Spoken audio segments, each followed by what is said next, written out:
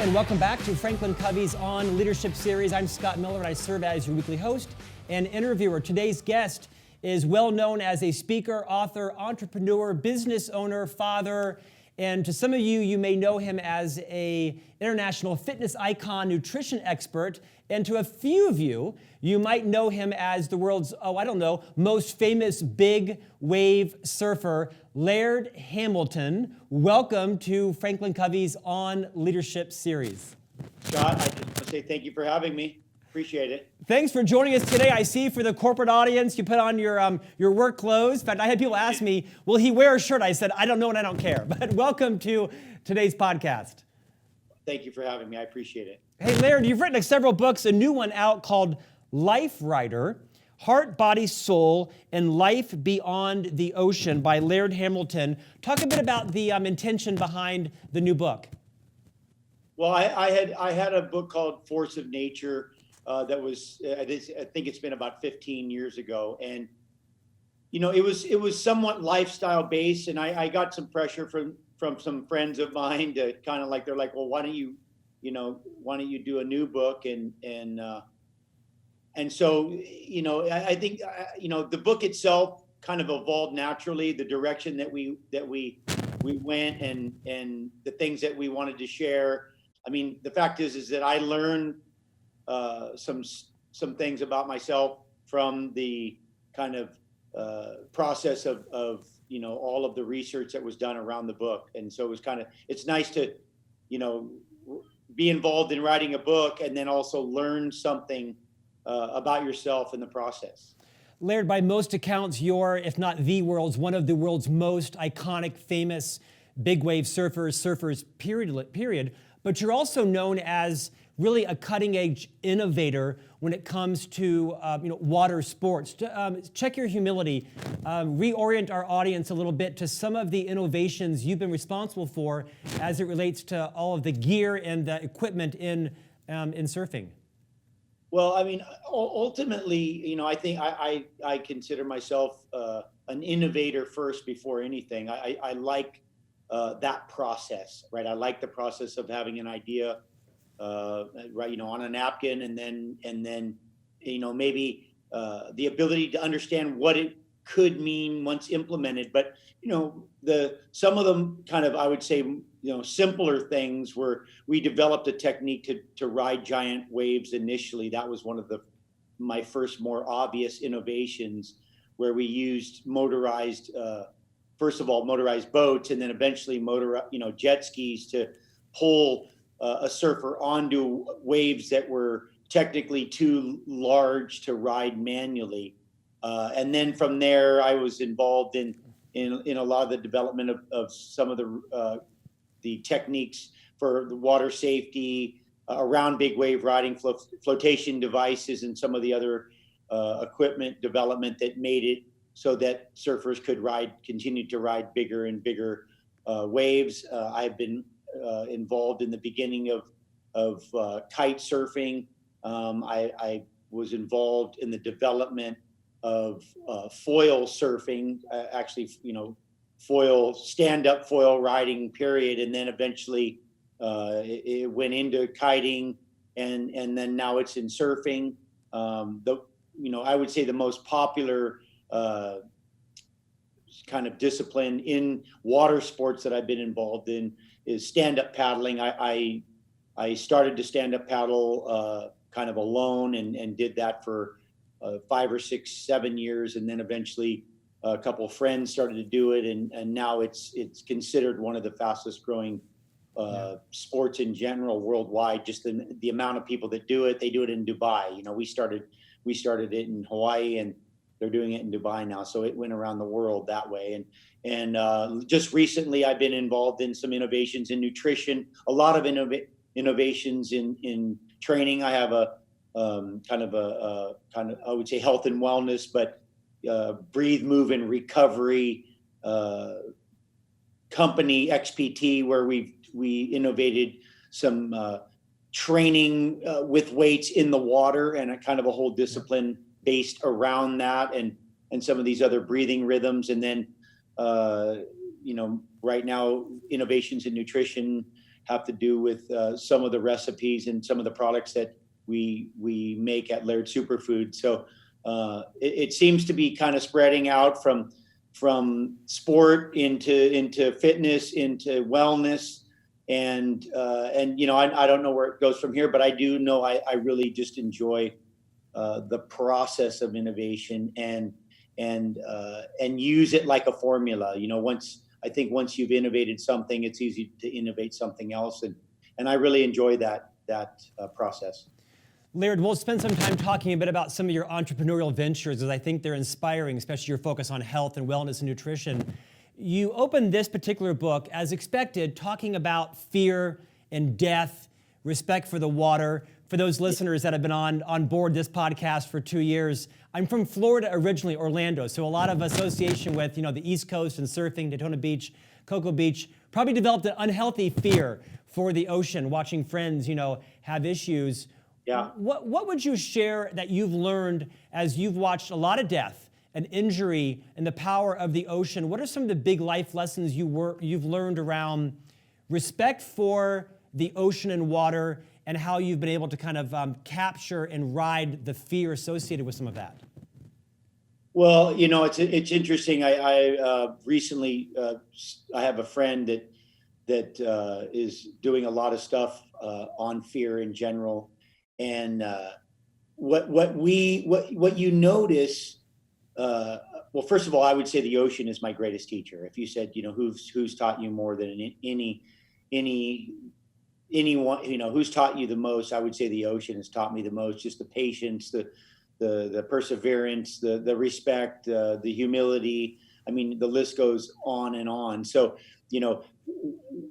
what happens when you have a relationship with fear, and then ultimately the greatest fear that we know of on earth is death, right? So death is the pinnacle of fear, and then everything associated.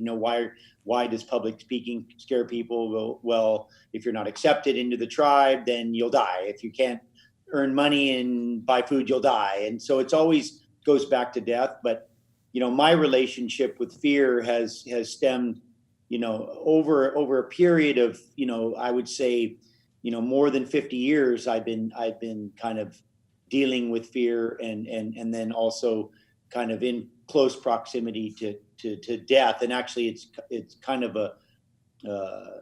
it's one of the things with the given situation that we're in right now on earth, that fear, that death itself, I say, has a name. And I think there's a certain, people's lack of a relationship with death in general is causing a lot of the stress that people have. Now, I don't think anybody wants to die. And you should be scared of dying. I mean, I think this is important, but I think it's important to have a healthy relationship. Like I said, my relationship with fear and dying, has been developed over 50 years. And I look at it more, and I talked about an intimacy with death, or with fear itself, and that fear is actually a very important emotion, if not one of the most. The reason why we still exist as a species on Earth is because we were scared, and we knew when to run, and we ran faster because we were scared, and we made better decisions because we were scared. And so I think it's important that people know how to embrace that emotion. Like I said, a friend of mine, Christine Olmner, who wrote an incredible book called The Art of Fear, speaks a lot about it. And I think it's important for people to develop that relationship, and like it was forced on me because of the ocean. I always say the ocean doesn't discriminate. I lived in a pretty, I would say, tough environment growing up, in the sense of racially and economically and some of these other things. And I'm not ever going to be like, oh, poor me, because I've been so blessed in my life that I couldn't begin to look for sympathy or even approach it that way. But it speaks more to the fact that I went to the ocean to find equality, I would always say we're all equal before a wave. That's a statement I've made many times, because it doesn't matter how strong, how rich, how smart, how pretty, how handsome you are, the wave, it just treats you like everyone else. And it's only your experience and your understanding and your skill that that makes the difference. And those are all things you can develop. And so, the ocean has taught me that. I think if anything, the ocean has taught me patience. I know that I was working on an interview with a writer at one point, and we sat down for a conversation, and he said to me, he goes, it's amazing how patient you are. And I looked at him and I was like, I don't think you know me. I don't consider myself patient at all. I consider myself very impatient. But when he explained that our willingness to, we'll wait our whole life for a moment, looking for the perfect wave and being in that position, actually preparing and kind of building our whole lifestyle around being ready for that moment, and then not knowing when that moment's going to happen, but yet when it does, trying to take an advantage of it. And I think I think that is an incredible, trait to develop for anyone people ask me, younger guys ask me, if you could say anything to, you when you were 20, what would you tell yourself at 20? What would be something that you would say? And I said, well, I would say be patient. Laird, you're often surfing waves that are larger than some buildings. I'm guessing you've had some near-death experiences. Is that true? Can you describe one? How did you come out of it? What were you thinking? Yeah, I have had quite a few different opportunities to die. I mean, I always say, living is hard and dying's very easy. Doesn't take very long. Living takes a lifetime, and dying's simple. I've been held under by waves as a younger child. When you're more impressionable, I was caught at sea and caught in rip currents and held out many times. And I think those times made the later ones less impactful. I've been in avalanches. I've fallen through cornices. I've been trapped in rivers. I've been lost at sea. And like I said, I've been held under by waves. I've had a lot of injuries.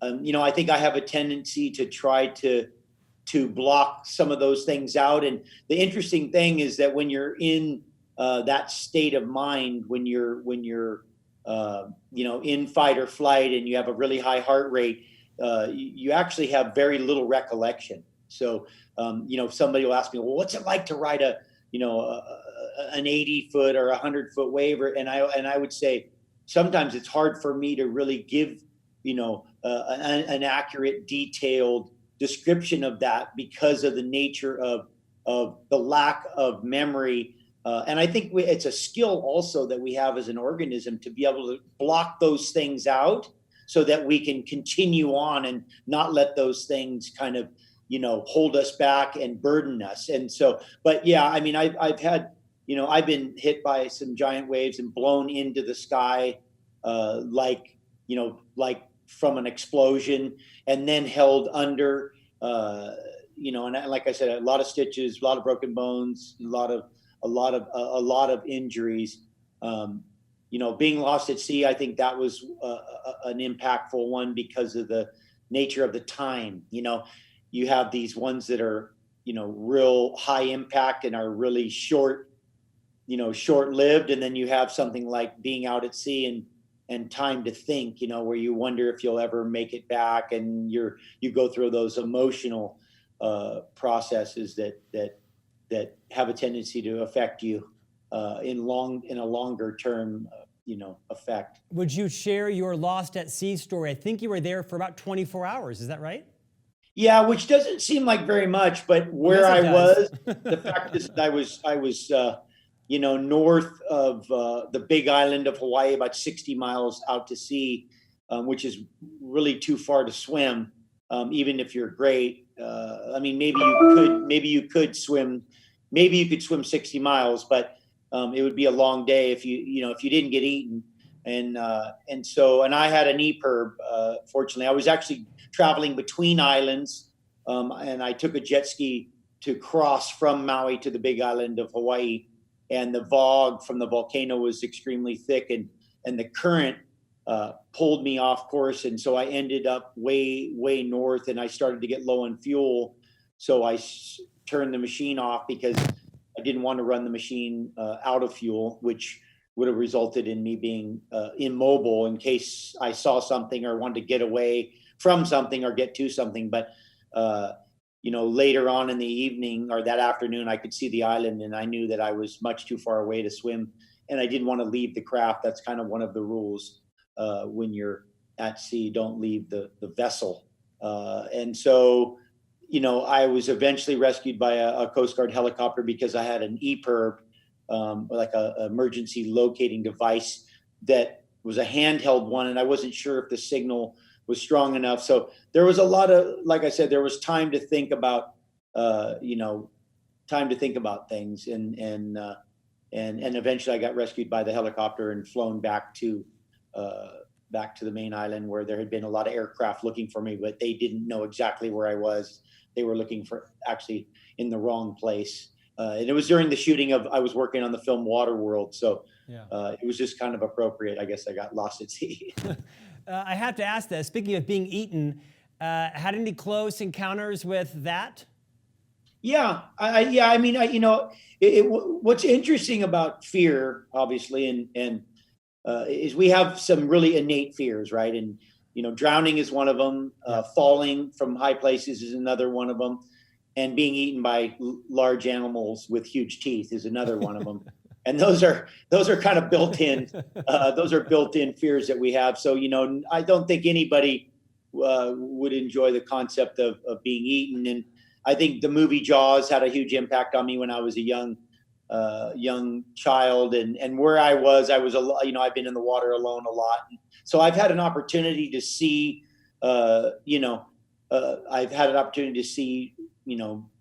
quite a few sharks, but in the scheme of the amount of time I've been in the ocean, I've seen very few. I could say, I've seen, I've seen, 8 or 10 sharks, and in my whole career in the water, surfing for 50 years. I mean, that's right. Really nothing. Right.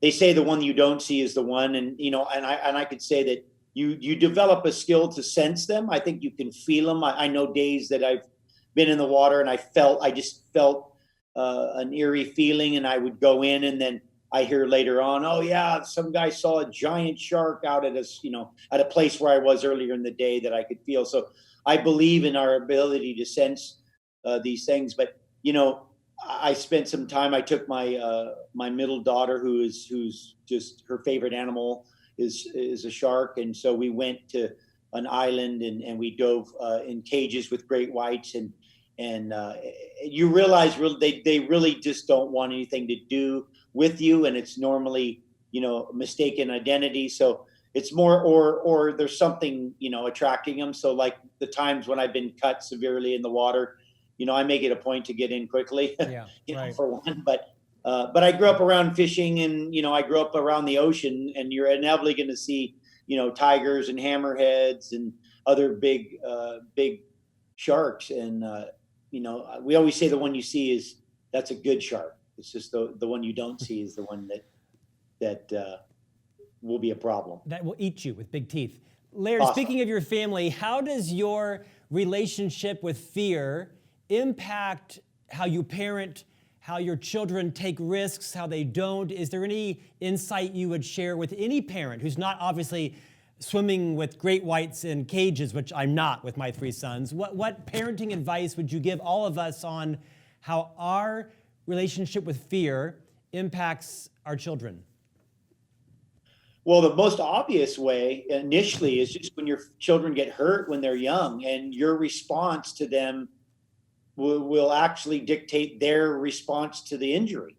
I mean, if your kid falls and cuts himself, and then you go, oh no, and start to react, then that's telling them this is a problem, that there's something's wrong, and then they react. And it's a very simple it's as simple as when anybody is severely injured, you can put people in shock through your response. And so learning how to respond to your children when they're young, especially when they fall or something happens, how you act about it will really determine their and develop their relationship with being hurt. Now, hey, when you're hurt, you're hurt. I understand that. And if it's bad, it's bad. But you can really, and the worse it is, actually, the calmer you should be, and the less you should respond in a negative, way. I think it's really important for us to do that. And then as we go, further on in development,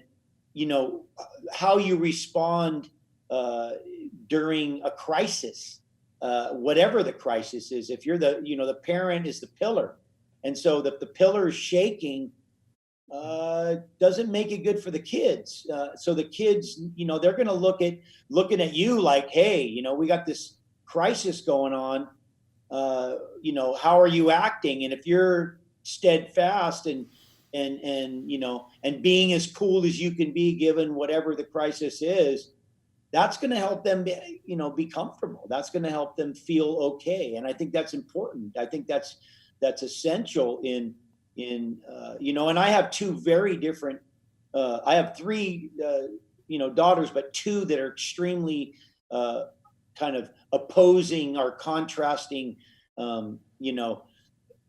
characters when it comes to fear. And one is highly calculated, measured, check it, know it, don't do anything till you fully understand. And once she's fully understands the vehicle and how it can stop and how it can go and all those, whatever the situation is for what you're doing, then she'll go. And she's willing to do some, not, I wouldn't say risky things, but she's willing to go and adventure once she knows the environment. My other daughter will just throw herself into it and then think about landing after, like, okay, I'm falling now, to where do I want to land?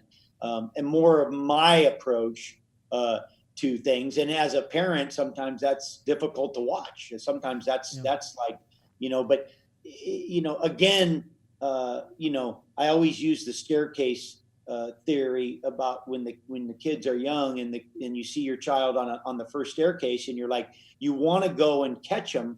But if you do, then they're going to go, next time they're going to go to the second one. And if the third one, eventually you might not be there and they might come tumbling down the whole staircase, where if you let them fall off, experience maybe falling on the first stair, then they might not actually go on the whole staircase. So, there's, again, it's your approach to it. How do they, and again, this is not foolhardy, just, hey, watch how silly I can be. I mean, most of the work that I do, and just to the layman that just is observing, they think, oh, that you're crazy or you're just an adrenaline junkie. And it's very calculated stuff. I mean, all the training we do to prepare for it, and the kids see that too. So your children are watching. I always say that they're watching what you're doing, not what you're saying. So at the end of the day, that's why they don't call it listening to what you're doing. They call it watching what you're doing. Laird, perhaps not intentionally, you have achieved international celebrity, as has your wife, right? Gabby Reese, renowned Olympic athlete. How do you balance that celebrity and fame and self-promotion? You're a pretty laid-back guy. What insights would you share with our listeners and viewers around how your family balances that and uses that for good? It's obviously a business for you. I don't see you on red carpets at movie premieres and Hollywood things. Talk a bit about the life of being a celebrity, accidentally or intentionally, and how that works well, and perhaps the downside of it. Well, I mean, first of all, we try to be honest. Where we try to project an honest image, meaning I'm wearing a T-shirt and I didn't comb my hair. I'm not.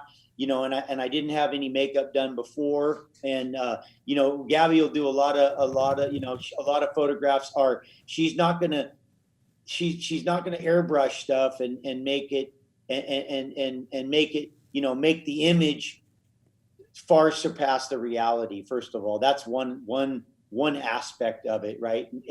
And there's a certain honesty to it that we live, as close as we can to, and we preach as close as we can to how we live, right?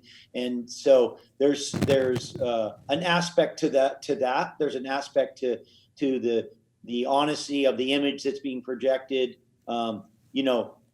We always, if anybody, listen, there's some rare occasions, maybe the timing, but you just have to be appreciative of people appreciating what you do. Right. I think that's really important. I think it's important for you to remember that. I'm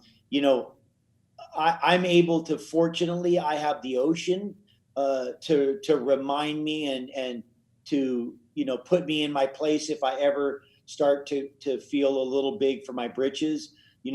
I tell friends of mine that are great athletes that are, in stadiums with 50,000 people screaming, that you need to offset that and go into the mountains and be alone and meet a bear and stand under a tree and, just kind of remind you that you're just not much different than anyone else. You just happen to have either a job or do a thing that brings you a certain amount of exposure. I think when you're appreciative, when you appreciate the fact that people admire what you do and maybe look up to you in certain areas, it makes you're usually not offended and bothered by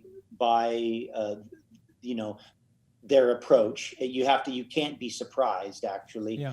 So I think that's a big piece of it. I think that promoting health and wellness, and never really being involved in a product that we genuinely don't believe in. Like, we don't endorse things. I don't endorse stuff that isn't good for you. Not if I could help it. And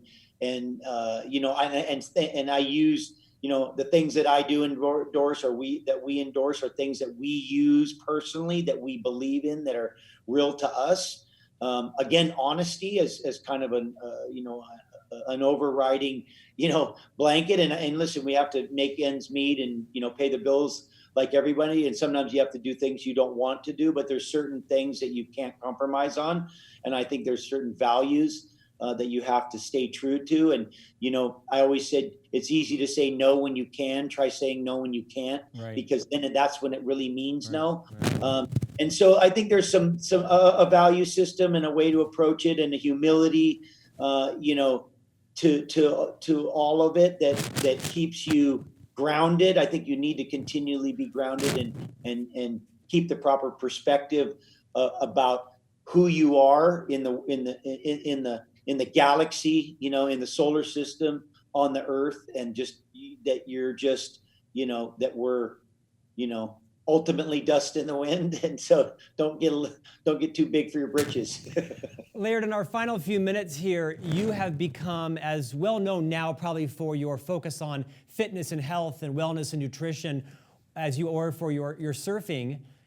Tell me, did your passion ever wane for surfing? Did you ever have a point where you just got fatigued? Like you see perhaps tennis players or others, ever have any kind of challenge with, I'm sick of this?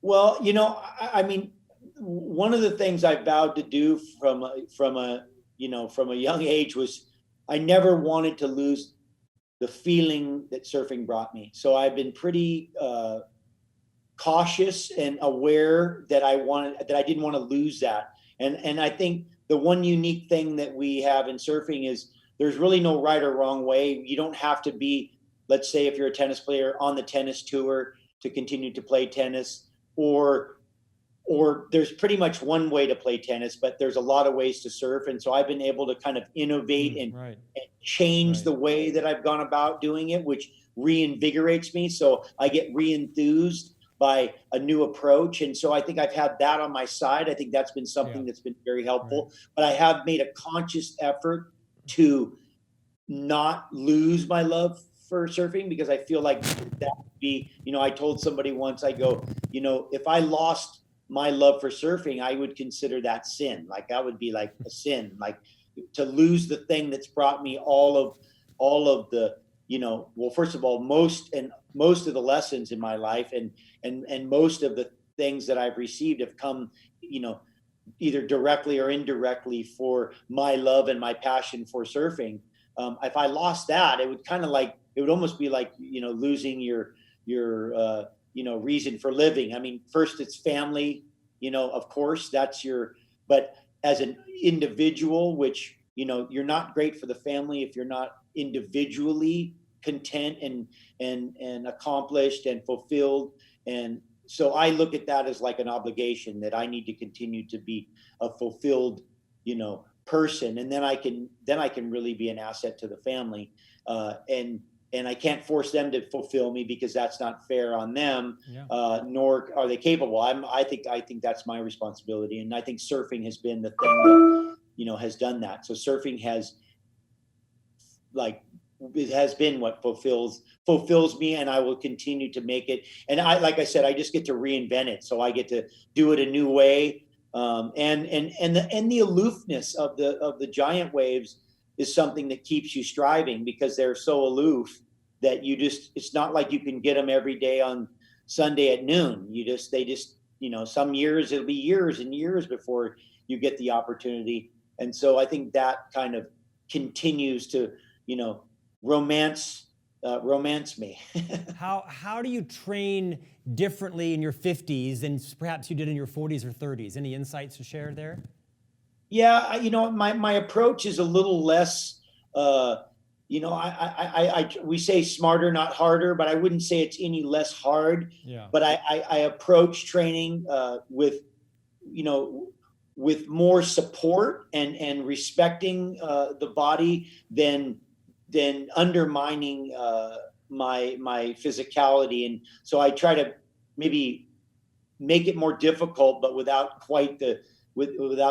getting as beat up. And I'm more, I'm a lot more holistically well in the sense of, the better diets, better sleeping, just all the spokes in the wheels of health. I try to make sure everything's rolling and feed it that way, and more a holistic approach to it. And so, and then we do heat and ice, and we're in the pool a lot, and, and we have a lot of cardio stuff, but, it's as much as what are you reading and what are you watching? Who are you hanging out with, the people that you spend time with? I mean, these are all things that feed into your health. And I think we undervalue a lot of these things. We just think, okay, work out real hard and eat protein and, be in shape. And I'm like, yeah, it's not quite like that. And I know that emotionally, how I would say sound you are will dictate performance, especially, when you're demanding, high in high risk or just high demand activities. You need all of these things kind of at rest, and you need to, you can't be having, an argument with your wife right before you go out to have, a great performance. It probably won't be great or not as great as it could be. You can't be having, bad relationships with friends, or having friends that are undermining your performance. I mean, you just have to look at every aspect of it. Like I said, books you're reading, food you're eating, how you're sleeping. I mean, this is all, and I think my approach now is fully holistic approach, and then try to focus on some of the areas that maybe you're not, as rounded in, and then don't do things that really undermine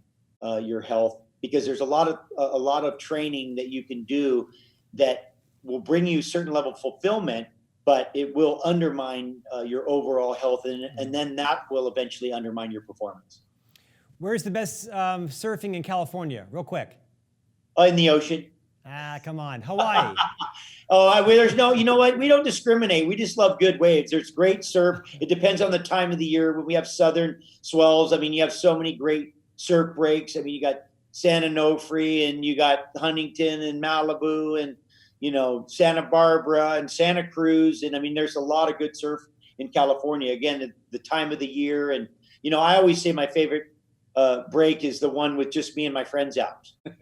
Do you tend to follow the waves in terms of the calendar of the year and such, and you find yourself in different countries at the same time of the year, year in, year out? Yeah, well, yes. For example, when in the summertime, most of the surf is generated in the southern hemisphere, and so we go to, I'll go to Peru or Tahiti or Fiji, Okay. those kind of areas, or Chile in the summer times, and then when we come into the winter times, we'll be, either in, like I was in Portugal this season, so you'll be in the North Atlantic, you'll be in the Pacific, North Pacific. So you have Hawaii. Hawaii gets both the southern and the northern. California gets to both the southern and the northern as well. But usually northern hemisphere locations in the winter, and then southern hemisphere locations in the summer. Laird, last question. You now have also become an entrepreneur, an investor, inventor. As you look at the different types of businesses you're involved in, I hear you have a passion around coffee and such. What's some parting advice you would give around risk and reward to people who have a side hustle, have a small business, they're a business owner, they're thinking about investing, inventing something? Any lessons you've learned that'd be helpful for people to hear? Well, I have a friend that, said to me, the first step is the hardest. And once you take that first step, and that's when we talk about working out, like people like, oh, I don't even want to work out. I'm like, well, just take the first step. Because that's usually, once you break the ice. But, I say one thing for sure, you never want regrets. So no risk, no reward. It's just the way the world is. And the fact is there's a certain level of risk. I think that you have to have, I think that your values are highly important. I think that if you're trying to make money, well, that's just a whole different game than if you're really going to, if you're sincere and genuine about making a difference or making something that you believe in. I think that those are different rewards and a different system. But one thing for sure is that you want to make things that are good for people. And I think that and you want to make something that actually is something. I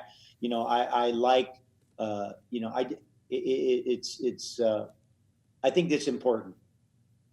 Laird Hamilton, thanks for joining us today. You're one of our first, if not only yet, supersized athletes that have joined us on this. Usually it's, business icons and CEOs, but we're glad to have you on. It's nice to mix it up and have you join us. Thanks for your time. Thanks for lending us the time for your family today. It's been a pleasure, and thank you. Our pleasure too. You guys have all the success in the world. Thank you. Great book, Life Writer, Heart, Body, Soul, and Life Beyond the Ocean by Laird Hamilton. Of course, husband to Gabby Reese. That's good enough as well. Thanks for joining us. And we'll see you back here next week on a new episode of On Leadership.